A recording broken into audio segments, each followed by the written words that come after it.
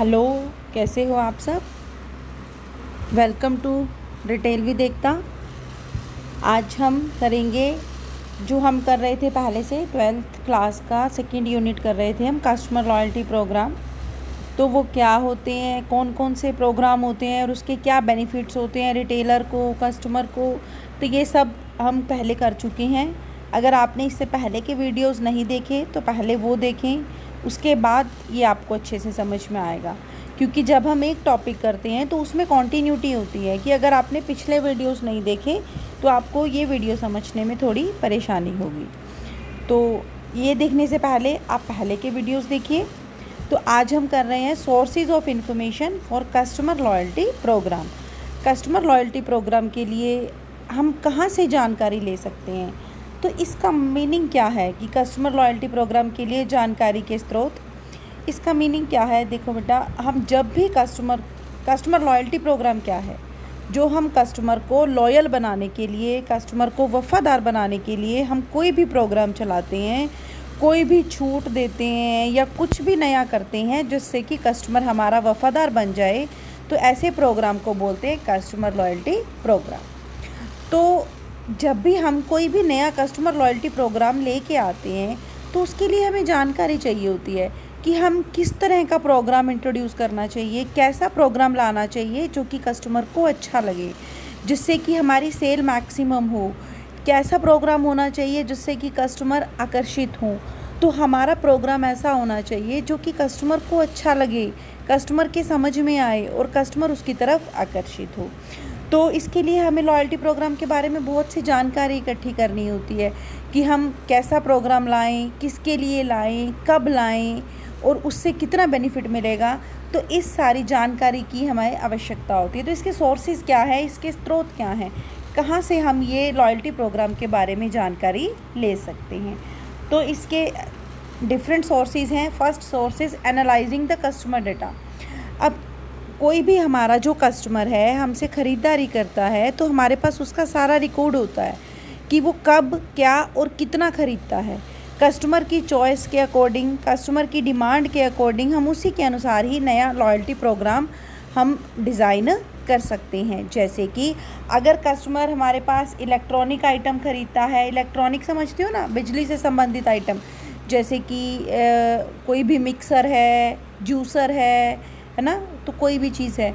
तो अगर customer electronics ख़रीदता है तो हमें कैसा होना चाहिए, हमें उसे सर्विसेज देनी चाहिए, अच्छी सर्विस देनी चाहिए कि अगर वो लेने के बाद वो अप्लाइंसेस ख़राब हो जाते हैं, कोई भी उसमें दिक्कत आती है तो हम उनको फ्री में रिपेयर करके दे सकते हैं, हम उनकी गारंटी का टाइम बढ़ा सकते हैं, है ना। तो हम किस तरीके की वस्तुएं ख़रीदता है एक कस्टमर, इसके आधार पर हमारे पास जो भी जानकारी है हम उसकी जानकारी का विश्लेषण करके उसी के आधार पर हम नया प्रोग्राम डिज़ाइन कर सकते हैं। सेकंड है फीडबैक फ्रॉम कस्टमर, यानी कि कस्टमर से फीडबैक लेना।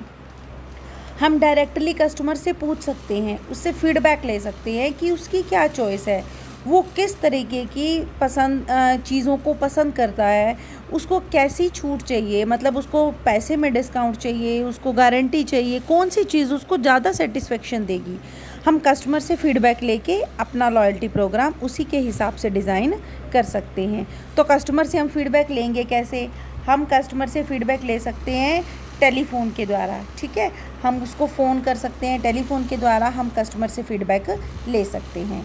और क्या तरीका है, इंटरनेट के द्वारा। इंटरनेट के द्वारा हम उसको मेल कर सकते हैं या कोई भी इंटरनेट के द्वारा मैसेज भेजकर हम उससे जानकारी ले सकते हैं।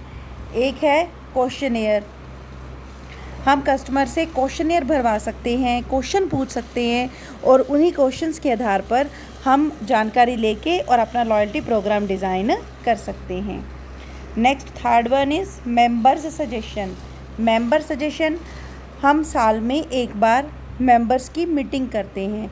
जो भी हमारे संगठन के मेंबर हैं या जो कस्टमर हमारे मेंबर हैं, हम उन मेंबर्स की मीटिंग कर सकते हैं जब भी हम चाहें और उस मीटिंग में हम मेंबर्स के सुझाव ले सकते हैं कि किस तरह का लॉयल्टी प्रोग्राम होना चाहिए जिससे कि हम अधिक से अधिक कस्टमर्स को वफ़ादार बना सकें और अधिक से अधिक लाभ जनरेट कर सकें। Fourth one is internet. हम इंटरनेट के माध्यम से कस्टमर से सजेशन ले सकते हैं। इंटरनेट पे हम मैसेज भेजकर या इंटरनेट पे ईमेल के द्वारा हम कस्टमर के बारे में जानकारी इकट्ठी कर सकते हैं और उसी के आधार पर हम लॉयल्टी प्रोग्राम डिज़ाइन कर सकते हैं। Other is market research agencies.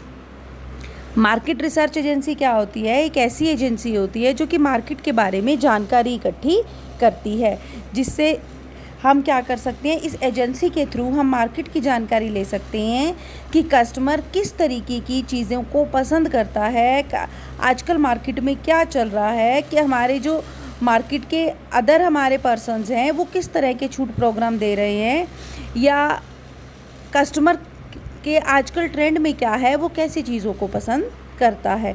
तो हम मार्केट एजेंसी की हेल्प ले सकते हैं जो कि हमें कस्टमर के बारे में जानकारी इकट्ठी करके दे सकते हैं और उसी के आधार पर हम अपना लॉयल्टी प्रोग्राम डिज़ाइन कर लेते हैं।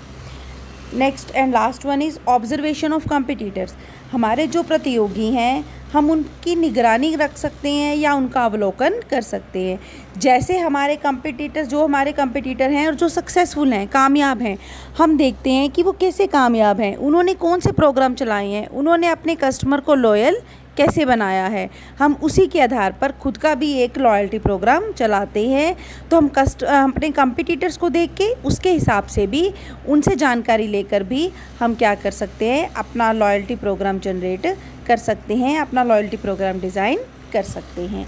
ठीक है, तो अब ये देखिए, ये है कहाँ से कौन कौन से सोर्सेज हैं। कस्टमर डेटा, कस्टमर के बारे में डाटा लेके, कस्टमर से फीडबैक लेके, इंटरनेट के द्वारा, मार्केट रिसर्च एजेंसी के द्वारा और अपने कंपटीटर्स के बारे में ध्यान रख के हम क्या कर सकते हैं, हम जानकारी ले सकते हैं और उसी के हिसाब से हम अपना लॉयल्टी प्रोग्राम डिज़ाइन कर सकते हैं।